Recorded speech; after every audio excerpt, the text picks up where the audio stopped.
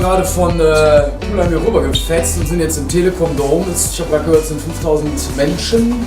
Ja, mega.